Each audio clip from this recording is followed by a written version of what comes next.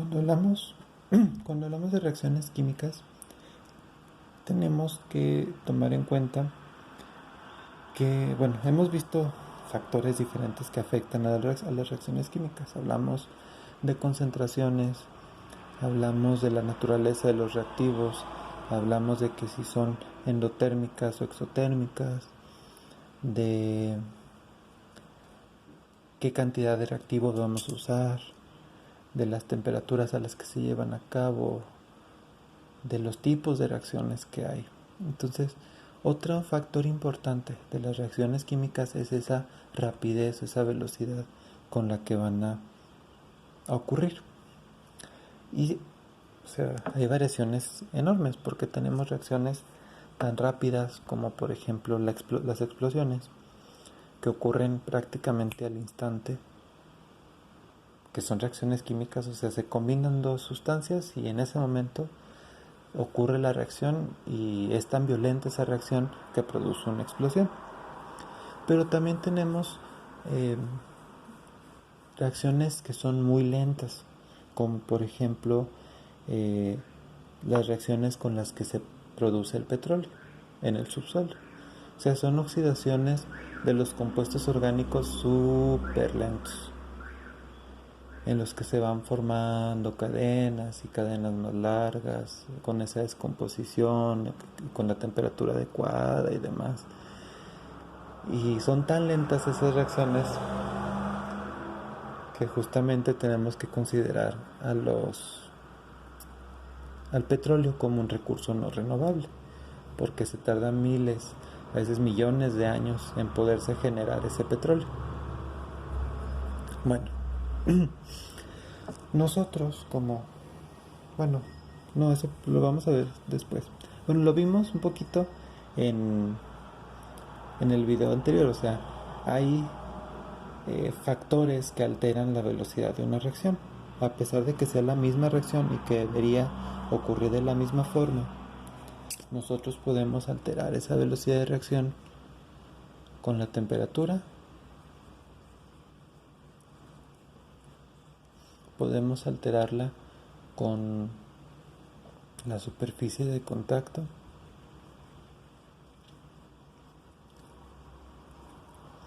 y con la concentración. O hay otros tipos que se llaman catalizadores,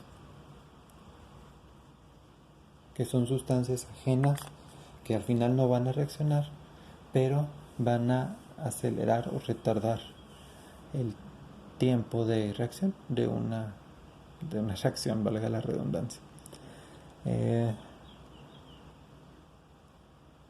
Entonces, antes de ver cómo afectan estos factores, que vamos a verlo en otros videos más adelante, tenemos que ver primero cómo es que ocurre o cómo medimos esa velocidad de reacción.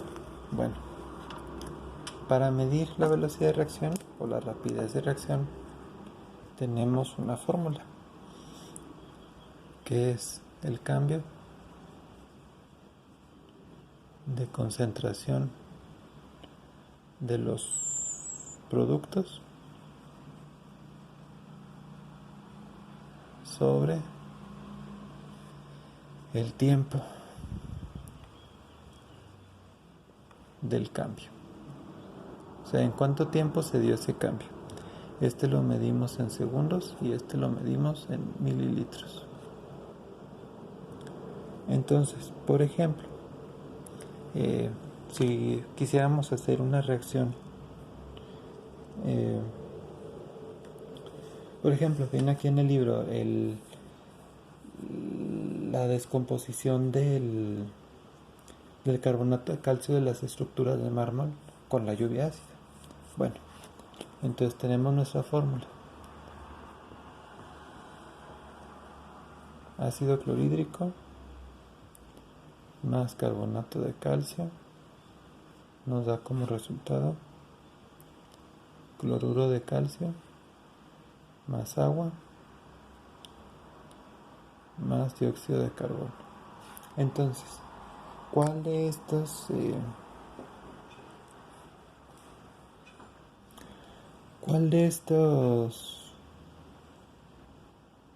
productos es el que vamos a medir para la descomposición? Bueno, vamos a medir el dióxido de carbono. Entonces viene ahí en sus libros una tabla, también en la página 239, que nos dice que, por ejemplo, a los 100 segundos ya se produjeron 93 mililitros de dióxido de carbono. A los 200 segundos tenemos 150 mililitros. A los 300 segundos tenemos 185 mililitros. Si se fijan, no es lineal.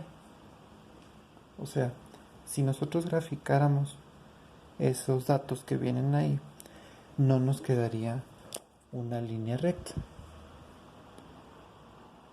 sino que, si se fijan, va haciéndose más lento con el tiempo.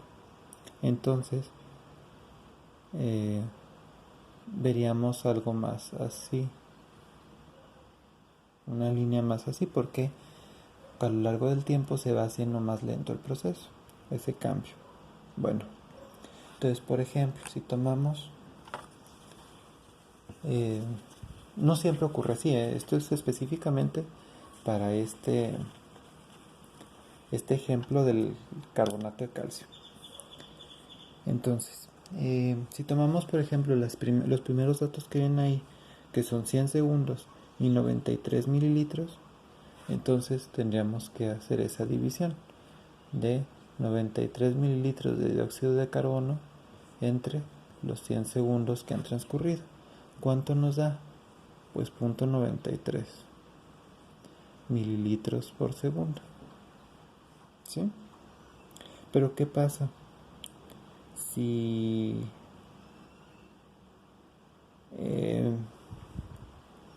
queremos observar, por ejemplo, el segundo cuadrito? Bueno, el cambio fue de 93 a 150.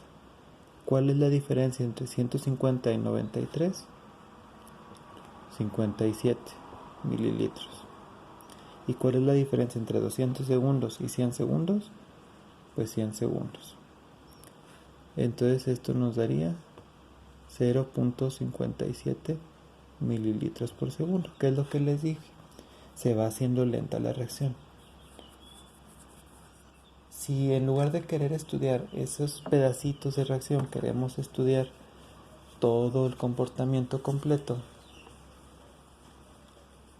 bueno, entonces podemos dividir, en lugar de la diferencia, los totales, es decir, 150 entre 200. ¿Cuánto nos da eso? 0.75 mililitros por segundo. Entonces, si se fijan, es un punto medio entre los dos.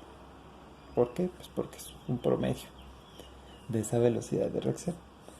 Pero el chiste es esto, o sea, lo difícil para hacer estos cálculos es estimar cuántos gramos se están produciendo cada cierto tiempo. Eso sí está difícil.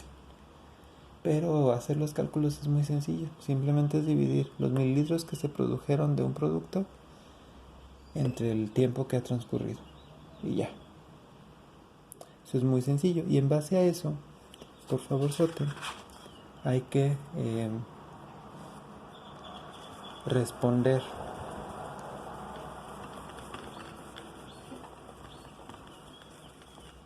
el cuadro de la página 240. Son 3 puntitos. El primero es una lectura sobre el alcohol etílico, cómo es que oxidamos en nuestro cuerpo el alcohol etílico. Y viene a la izquierda del cuadro una tablita con datos sobre justamente ese alcohol. Y nos pregunta cuál es la rapidez promedio de la oxidación entre 0 y 1 hora, y entre 1 y 2 horas, entre 2 y 3 horas. Y bueno, la tercera pregunta también tiene un poquito de, ¿cómo se dice?, de cálculos, que es sobre cuánto debe esperar una persona para manejar para que sus niveles en la sangre lleguen a niveles adecuados después de haber tomado.